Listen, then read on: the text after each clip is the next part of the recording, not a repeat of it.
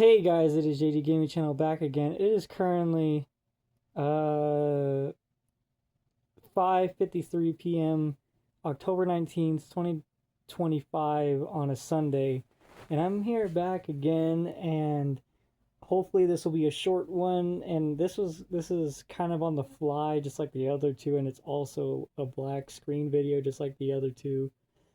And the reason why I'm making this is because, well, okay, so it was like a month, yeah, it was like a month ago when someone that I know started rewatching Seinfeld. You know, it's 4K on Netflix, right? And Dolby Vision. So that's kind of like a main, like, oh, okay, I'll watch it in 4K HDR. I've never seen it like that before. Okay. And I saw the first few episodes. Again, this is like a month ago. I saw the first few episodes with them, and I'm not joking. When I was seeing when I was just watching it, I'm not kidding. It's like one of those movie scenes where a bunch of memories start flooding back to you because I started to remember everything from Seinfeld and things that I didn't, that I knew was there, but I never thought about it. Because again, I've said this before that, ever since Seinfeld, I've seen Star Trek, Galaxy Express, Macross 7. I've seen things like those three things that I mentioned. Those are the three things that completely changed the way I see the value of storytelling and what it can mean, right? So just a quick, because I'll just be quick about this. Star Trek, what it did for me, the entirety of Star Trek, or at least the good Trek, 1966 to 2005, good Trek. What that did for me, it had me realize how great storytelling can really be. Galaxy Express made me realize it, or Galaxy Express literally opened my eyes to how beautiful storytelling can be. And Macross 7 opened my eyes to how beautiful music can be. It's very broad what I just said, but that's basically the gist of it, right? So ever since then, my opinions of some things have changed. Or, well, I haven't really gone back and rewatched a bunch of stuff. The only thing that I've ever rewatched with my new set of eyes, I guess you could say, is the TOS movies on the Laserdisc box set, Japanese Laserdisc box set. And I already said that Wrath of Khan, when I saw that again, I went from when I originally saw all the movies back in like January of 2024, maybe something like that.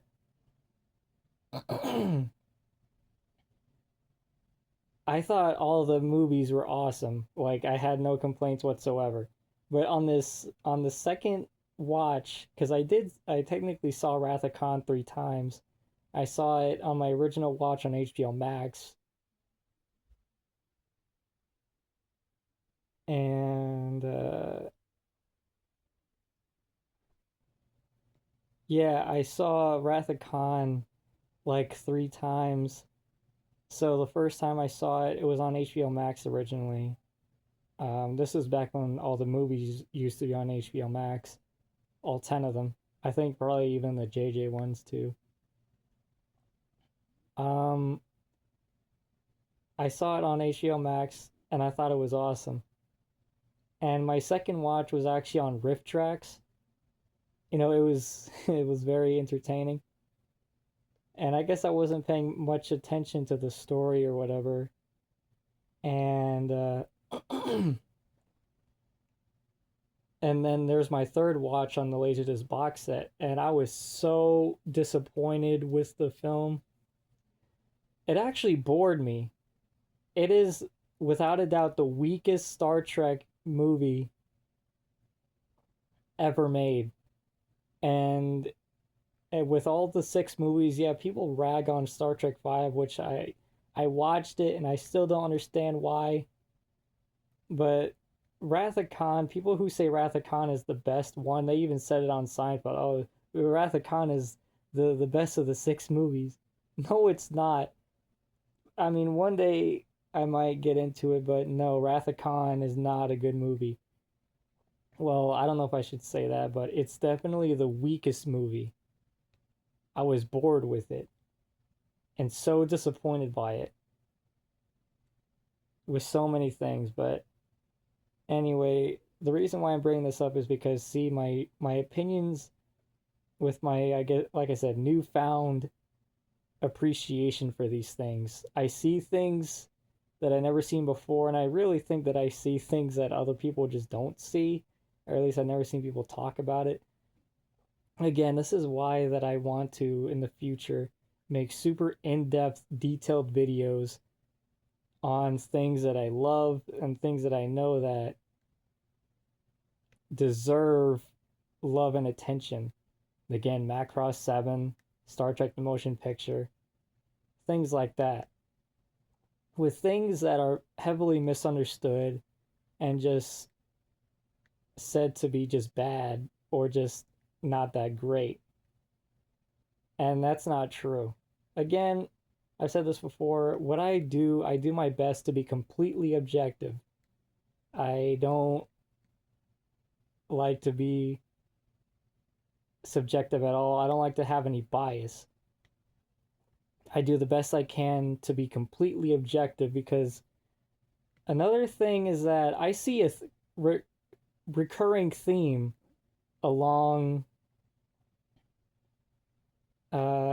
everything that I've watched, whether it's comedy, horror, uh, just anything on the table. It has a recurring theme, and it's that you need characters that you care about, that you can root for. The characters need to have flaws and overcome those flaws to become better people. And you need progression. You cannot be stagnant in your storytelling, no matter what it is. Because I'm not kidding. I've seen I've seen stuff all the way back from the 50s, the Honeymooners, I Love Lucy, Dobie Gillis. These things, no matter how far back you go, at least 1951, no matter how far back you go, these things, no matter how old they are, they have all of these things. They have characters, of course. They have characters, of course. The characters have flaws. They have their own personalities. They overcome flaws. This is, from what I've noticed, again, this is a recurring theme that I've noticed throughout everything. So everything that I'm going to say, I'm pretty sure I'm not, pulling it out of thin air. These are things throughout a bunch of stuff that you watch, you start to notice things. Like, things aren't really brought up for no reason in the story, like something that's kind of odd to bring up, that seems weird to bring up, but I don't think that people who aren't very that that they're not really into stories like that would notice. Like I I just saw the episode of Seinfeld where Elaine goes out with this like ex baseball player or something like that, and in the beginning of the episode there was like this ashtray, and she said, "Ew, I hate cigarettes," and I was like, "Huh, that's very specific," and I should have known that that was gonna come in handy later, you know, because I know when these things are, because again, you don't bring up those things and not have them come in handy later, because then if it just comes out of nowhere, then that's not good writing. It was the same thing with the Alien 3 theatrical cut. They bring up that like 6-foot metal door in the theatrical cut, and then nothing ever happens with it. The only way that anything does happen is in the assembly cut, where it actually does get some use out of it. But yeah, so again, basically what I'm saying is that you need those are like the fundamentals of storytelling. No matter what you're telling, well, almost no matter what you're telling, because I mean, you're not really gonna have that in your Looney Tunes, are you? But so now to the subject at hand. I'm finally going to get to the Seinfeld at 6:06 p.m. and why the title is called How I've Grown to Hate Seinfeld, the television show. And okay, so back to the beginning when I said that all the memories were flooding back. I was referring to the fact that okay, again, I noticed these things when I first watched it, but I never thought of it because again, my perception of like storytelling has changed a lot, and I noticed things. And I'm just so surprised that everything came flooding back because okay, the one thing that I did that I could not stand when I was watching Seinfeld myself for the first time back in 2021 and 2022, I think, because it was on Hulu and then it took months for it to get on Netflix. I think it got on Netflix in like November of like 22 maybe, I don't know. But anyway, the the one thing that I could say right now that I could not stand when I was watching the show originally was the character of Elaine Baines or Bennis. I could not stand her because the way that her character is written, she is a narcissist. She thinks the way her character is portrayed is that she's a narcissist. She thinks she's better than everybody, and like she makes fun of people all the time. Like she is insufferable. I can go more in depth into it. I just don't know. I just don't know how right now. But yeah, that's the one thing I could not stand her character because she was so annoying, you know? And like, you know, I just couldn't stand her character. And then now we're back to the first few episodes making everything flooding back. When I was watching it with that person. Again, this was like a month ago. And all the memories came flooding back to me, and those memories were, oh my goodness, nothing happens in this show. Like, the characters don't ever progress, they stay the same. In fact, they get worse. In fact, every character is terrible in the show. And I kept saying, and okay, I didn't see every episode with them, but I would see like, a bunch of episodes here and there. And oh my goodness, I can't stand the character of Jerry Seinfeld. I cannot stand the character of George Costanza. And I already said my piece on Elaine Baines or Bennis. I realize this now, they're all terrible people. They are. And the only thing that is that like, continues is the continuity. Because these characters don't get better. No, they in fact get worse. And me watching these characters, they're awful people. And the thing is that this goes back to the basics of storytelling. I have nobody to root for. These characters don't improve.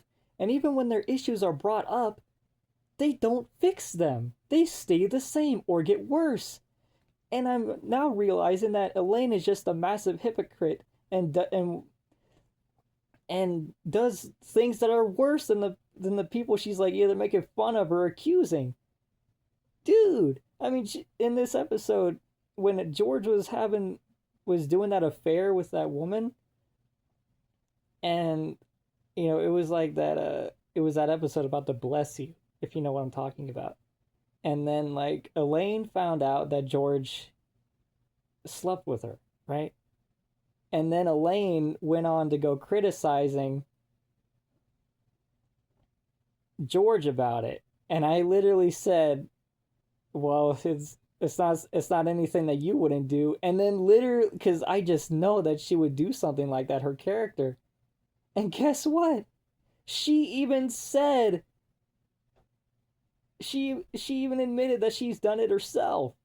So she's just a total hypocrite.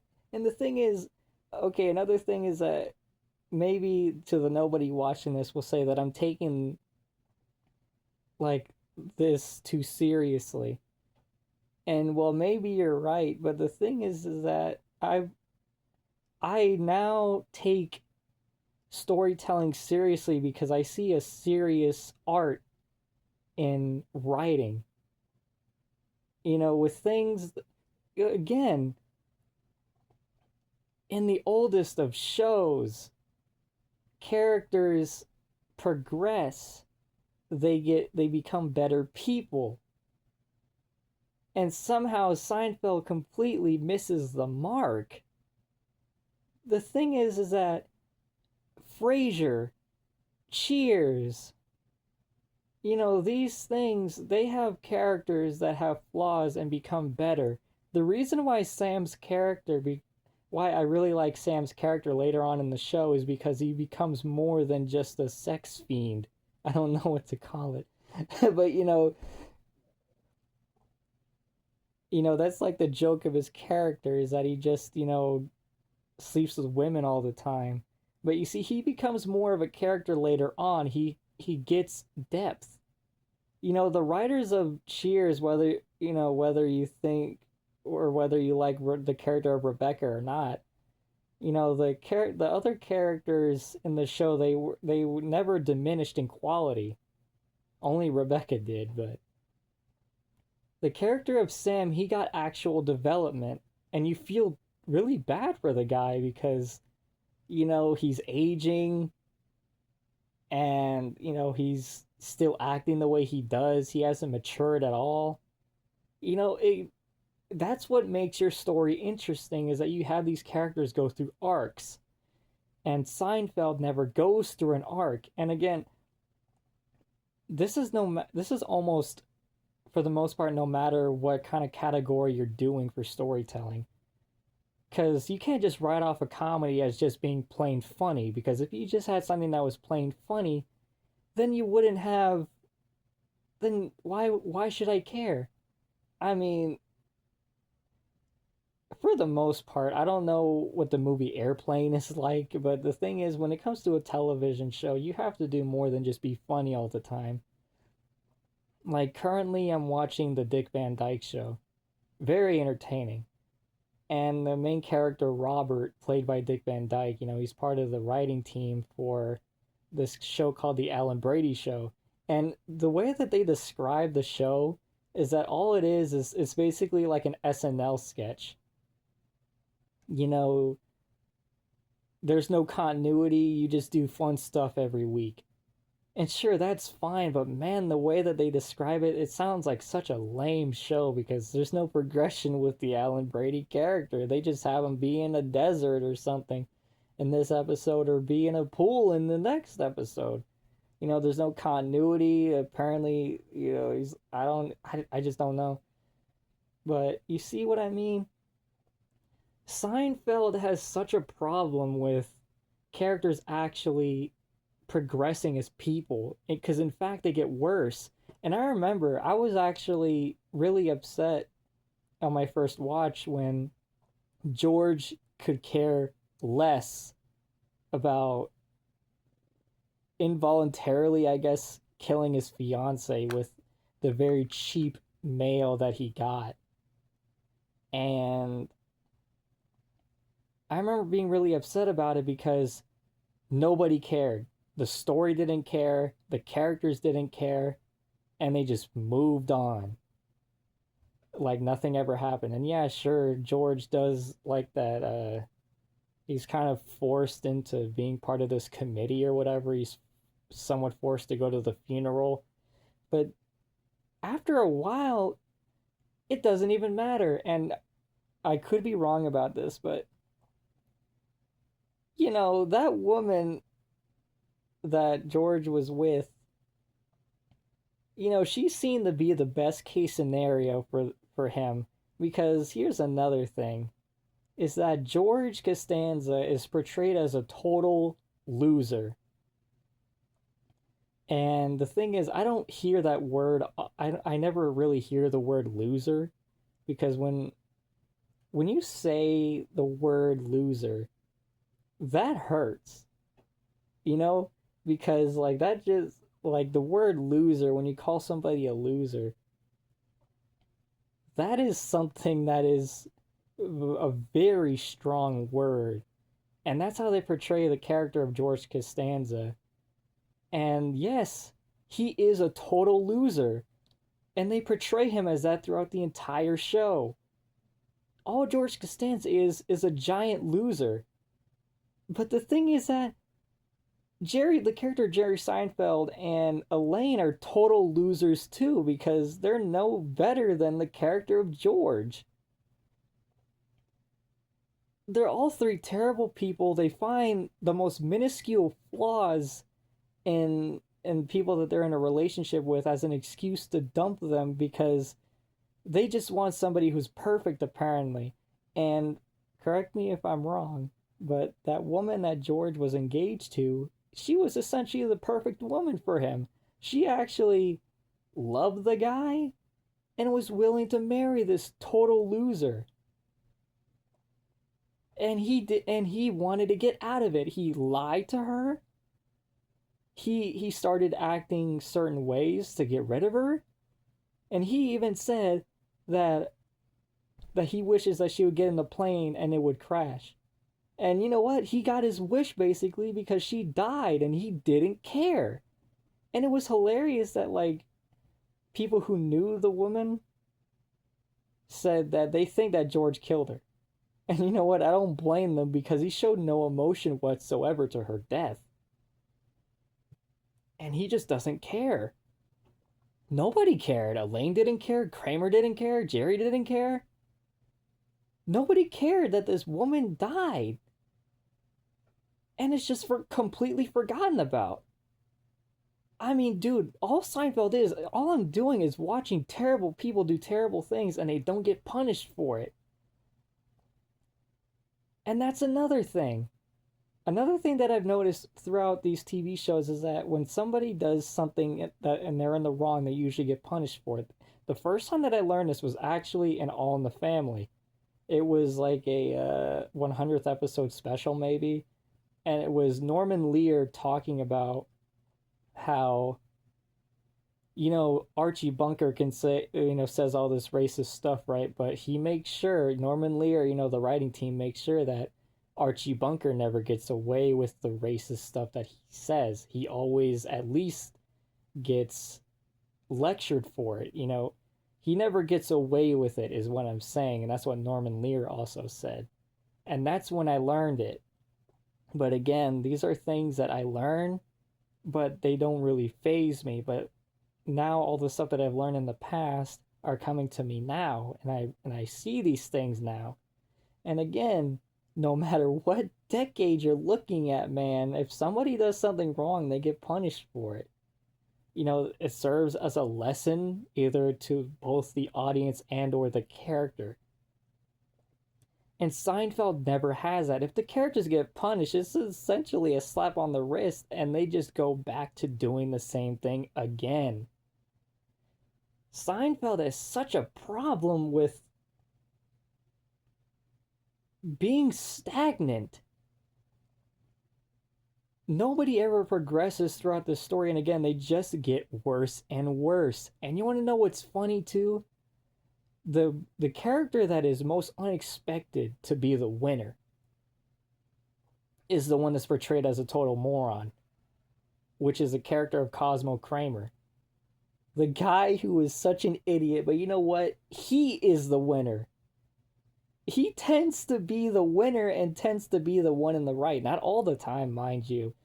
But the character of Cosmo Kramer, despite being a total idiot, tends to be the winner and tends to be in the right. Once again, I say tends. It's not 100%. But like because he's just himself, he tends to win. While the other characters who tend to lie and do all this terrible things, they tend to lose because that's just the way it is. And I don't know if Larry David meant to do that purposely or what, but all I see is that Kramer just keeps on taking W's. He keeps on winning. While the other characters take massive L's all the time. And I don't get it. And yeah, another thing is that the show is about nothing, right? And I've known about that for like a while before I started watching it. I remember hearing it in King of the Hill, which was really funny. It was the first episode. Dale said, "Darn old show about nothing," and it was funny. But the thing is that I never realized that the show really was about nothing until that person started to rewatch the show, and I was like, "Oh my goodness, this really is about nothing." And sometimes it's so much about nothing that it's frustrating. And yeah, also with the show being about nothing, nothing happens to these characters.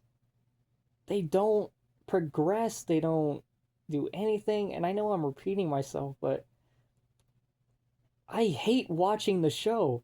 I hate watching the show now because, especially like, dude, oh man, earlier, man, I was so annoyed. Elaine just, oh man, she's just the worst character in the show. I mean, George and Elaine go hand in hand for the most terrible people.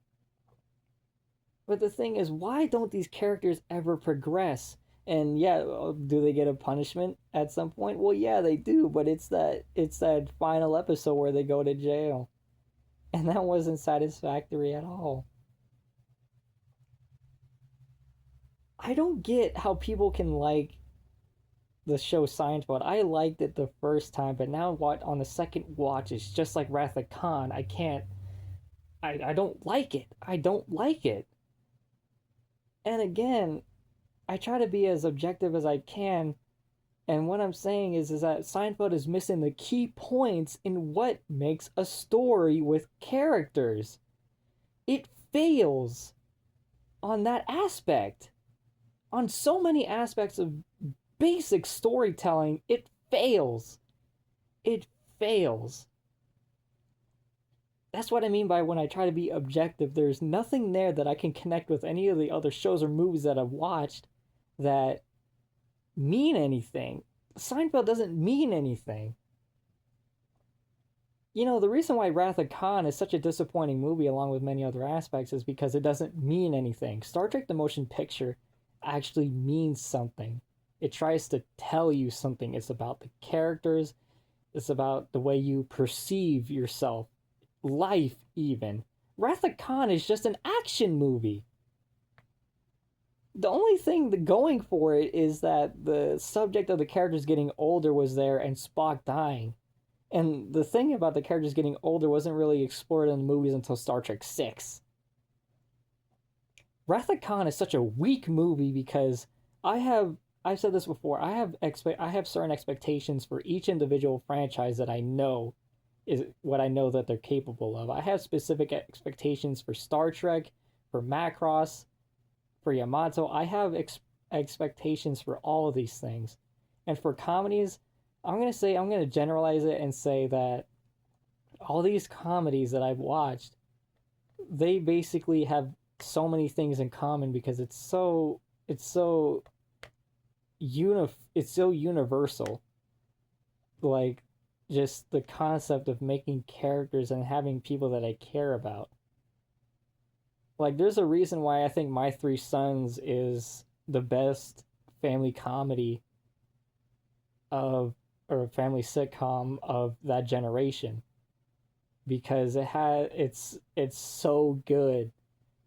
Characters progress, they get older, they deal with more mature matters. It's great stuff. I have expectations for these things. And Seinfeld is pretty much the first time, now that I'm seeing it on a rewatch, and I'm seeing it on another rewatch, by the way. So this is kind of why I'm doing this now, is because even on a second rewatch I'm noticing even worse things, or a third rewatch. But well, the person's watching it like again. But the thing is, dude, is that Seinfeld is so annoying to watch. These are all I'm doing is watching terrible people do terrible things, and there's no progression. How am I supposed to enjoy something like that? How did Larry David and Jerry Seinfeld think that it was a good idea to write their characters this way? It's not funny. They portray these people as such awful, terrible people to be around with, to watch, and it's not funny. And you can be like, oh, well, humor is subjective. Sure, I found the show hilarious when I first watched it, but now I can't laugh at it that much anymore. Sure, it has a lot of moments, sure, but dude, overall, I can't stand it. And it's funny too, because I know there's some people who say that Friends isn't funny. And I don't agree with you. Sure, Friends has a couple of problems, but the thing is that from what I can remember, nobody was insufferable except for Joe, the character of Joey. Matt LeBlanc's character. Sometimes he was very annoying, but other than that, I like the show. But the fact that all those memories were just coming back to me, and I realized that, dude, this show, it doesn't move. Nothing happens here. It's just terrible people doing terrible things. It's not funny. How am I supposed to laugh at Elaine lying to people, making fun of people, her doing terrible things? How am I supposed to laugh at Jerry just being a dumb idiot, lying and stuff? How am I supposed to laugh at the character of George being a total loser?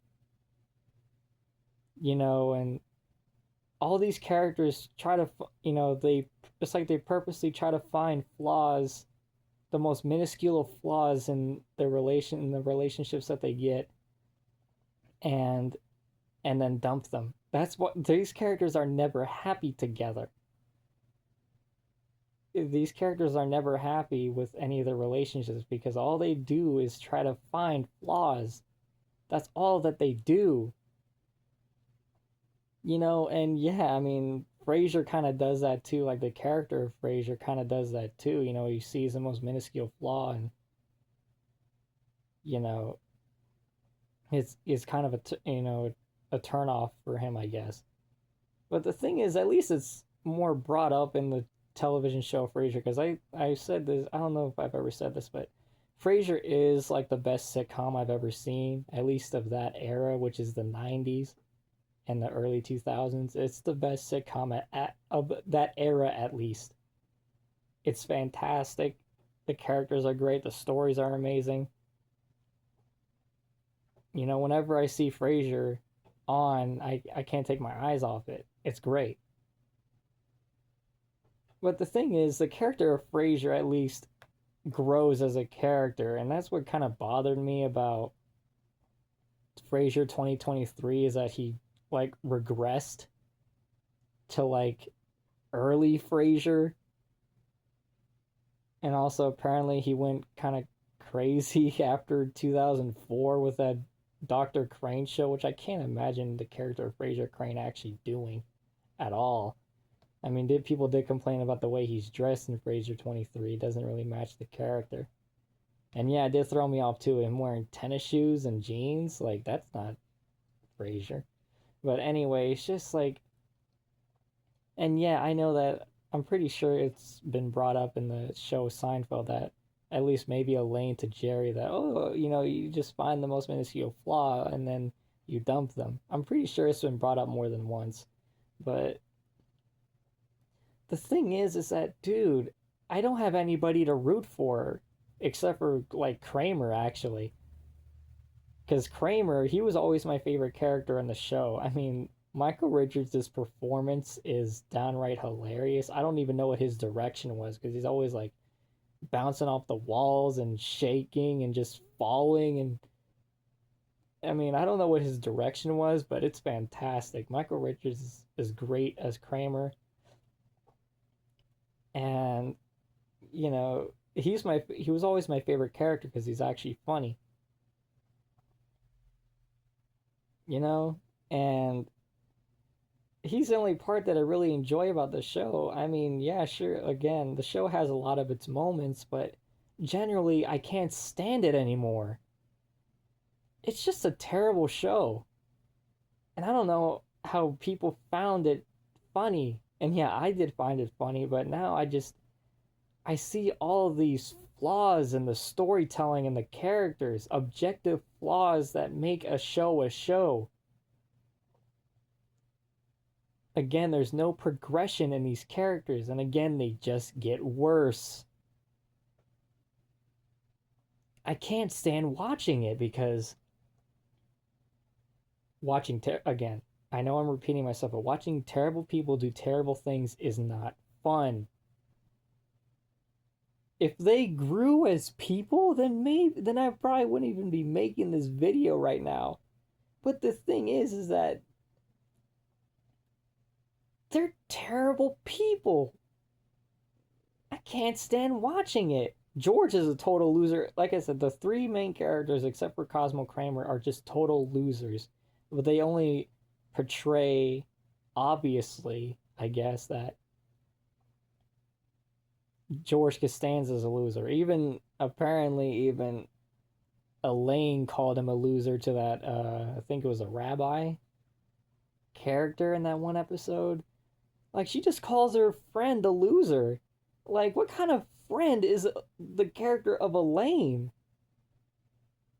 She doesn't care about, like, George Costanza at all. She called him a loser. Having your friend call you a loser? Really? And it was because she was jealous of him. She was jealous of him because he was engaged and was saying that it should have been her, that she deserves it more than George does. So she was calling him all this stuff and calling him a loser just because she was jealous of him. Really? Am I supposed to root for this person? Dude, this is just insulting. It's not funny. It's just a series of insults, lies, manipulation. Just terrible people, man. I can't stand Seinfeld at all. Never have I ever hated a show so much in my life than the television show of Seinfeld 1989. I mean, I wonder if other people feel this way because I can't stand it. Genuinely terrible show, man. It doesn't have the fundamentals of what makes a story with its characters. Nobody progresses, nobody becomes a better person, nobody learns their lessons. In fact, all they do is just do it again, over and over again. Elaine eating her boss's like $19,000 cake or something like that. And yeah, it was funny. It was like, her boss said, oh, well, how it was something about, you know, that her eating the cake is punishment enough because she's going to have a terrible time in the bathroom. Like, okay, I guess she got punishment for that, but she would do it again. She ate her boss's cake. She's done a lot of stuff, dude. And also, I mean, George, I don't remember if it was George or Jerry that was dating somebody out of spite just to prove someone wrong. No, actually, it was Jerry in that one episode. He was dating this woman, was about to break up with her, but then this guy said that Jerry's gonna, like, break her heart or whatever. I think it was the character Jerry, and what he did was he kept dating her out of spite, just to prove someone else wrong that he wasn't gonna break their heart. Are you serious right now? Am I supposed to root for this guy? George Costanza. I just saw this episode. George Costanza only dated this woman's daughter from the unemployment office just so he can have another month of unemployment or something like that. Really? He only dated her for that purpose. And she left him anyway because she found out that he's just a total loser that doesn't want to do anything.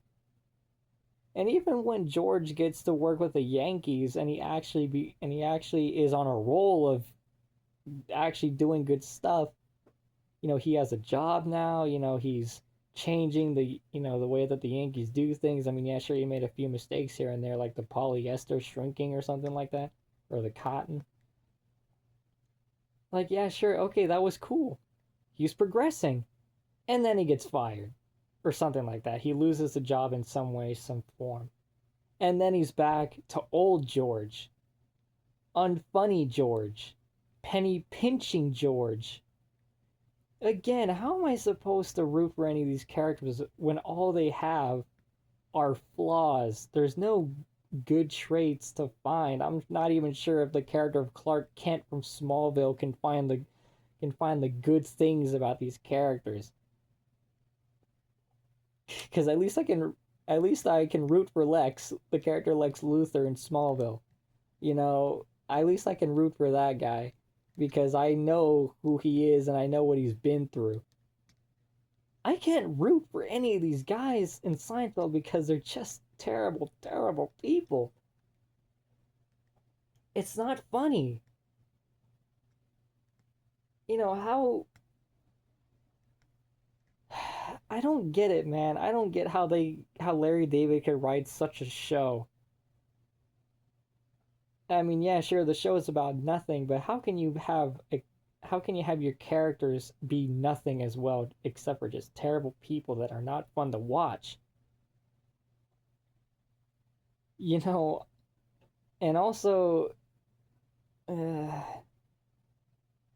I don't know. It's just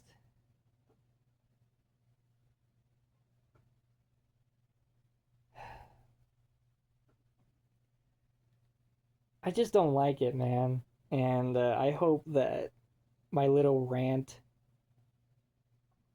here, my little 43-minute rant, has maybe changed your perception on Seinfeld. Who knows?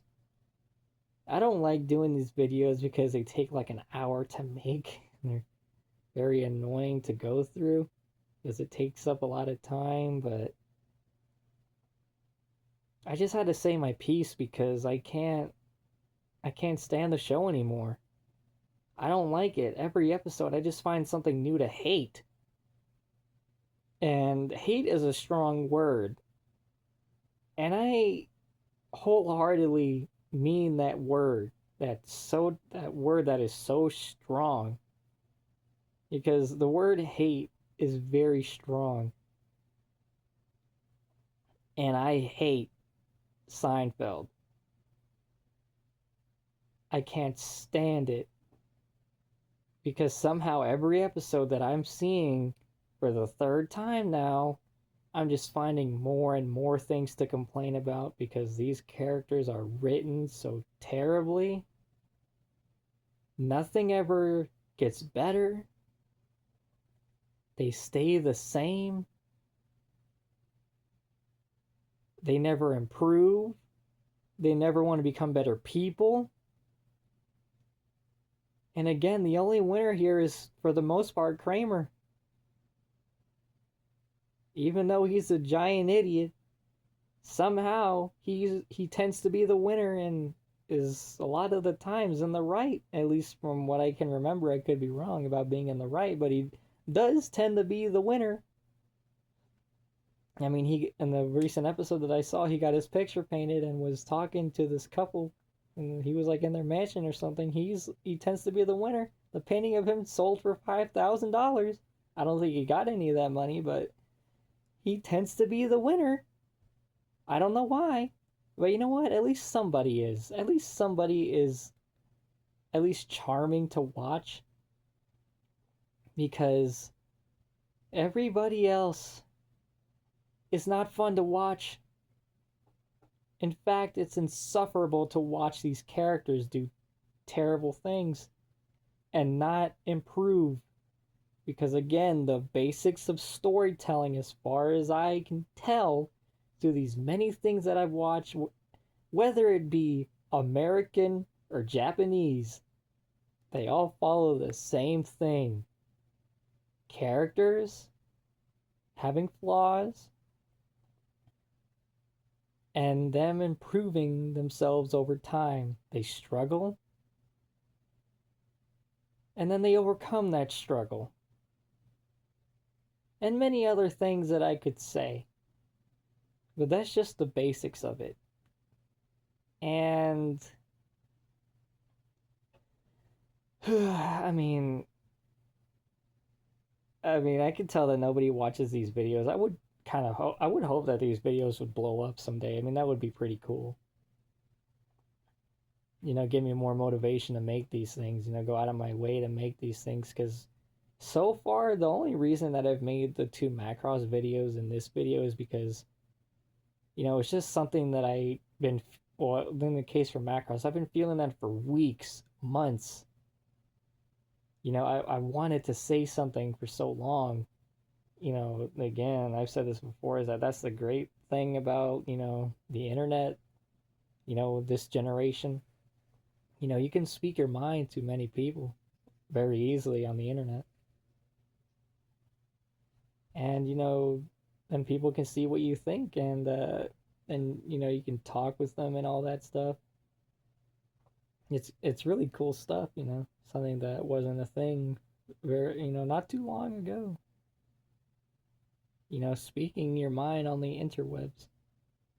But yeah, I mean, I would have never made a Seinfeld video if I didn't see Seinfeld again, and I'm just very frustrated by watching it. Again, with the case of Macross, it's something that I've had on my mind for a while. I would like to talk about every Macross, but I don't really have like a urge to talk about it. I did miss some things in my Macross and my many issues with Super Dimension Fortress Macross video. I did mean to bring up the Typhoon thing in the after story, on like how when I first watched it, it didn't really make much sense to me on why Typhoon told Minmay that Minmay is selfish. She's been this way since they were kids, and then he left. I wanted to bring up how that made no sense to me, and I could be wrong about this. Correct me if I'm wrong. But why did the writers have Typhoon be on the high ground in that episode? Because as far as I can tell, in the after story, Typhoon was portrayed as an abusive drunk towards Minmay. And what Typhoon did was be very manipulative, take Minmay away from her date take Minmay away from her date with Hikaru. I mean, Hikaru witnessed them fighting and he was drinking. And, as far as the story was saying, is that Minmay lost all view or whatever of why she was even singing in the first place because of Typhoon. It's Typhoon's fault as to why she didn't sing at that concert. So I never understood why they had Typhoon all of a sudden be on the high ground telling Minmay that she's in the wrong. What? That makes no sense. So far in the after story, they've shown this guy to be an abusive drunk. Why is this guy being on the high ground? That makes no sense. He has no right to tell Minmay that she's being selfish. That's all that he's been doing. She's made Minmay lose sight of why she even sings in the first place because of the way he's been acting towards her. You know, like it's his fault. Again, correct me if I'm wrong, but that just made no sense. Why are the writers having this guy be on the high ground all of a sudden? That doesn't make any sense. He has no right to say anything because he's being the same thing as I was about to say Milan of Midmate. That makes no sense. A little burp there, sorry. That just makes no sense. That why did they write the scene like that? You know, I mean, again, I have my many issues with the original Macross. If you think that it's the best Macross, you're insane. I know that. You know, it's not my way or the highway, but dude, it's just that Macross 7, everything that the original Macross did, Macross 7 does it better. Like objectively, at least as far as I can tell. Again, I don't like to be biased at all. From what I saw, Macross 7 took everything that Macross the original did, turned it on its head and made it better and put in some new stuff while it was at it. But yeah, that's basically it for this video. And somehow they all ended up being 51 minutes long. So yeah, that's going to be it for this video. And now you know what I think about Seinfeld. I don't know if I'm going to make another video like this. I don't want to. See, they all take an hour to make or 51 minutes. But yeah, that's going to be it. So to the nobody that ever watches these things, this is what I think about the TV show of Seinfeld.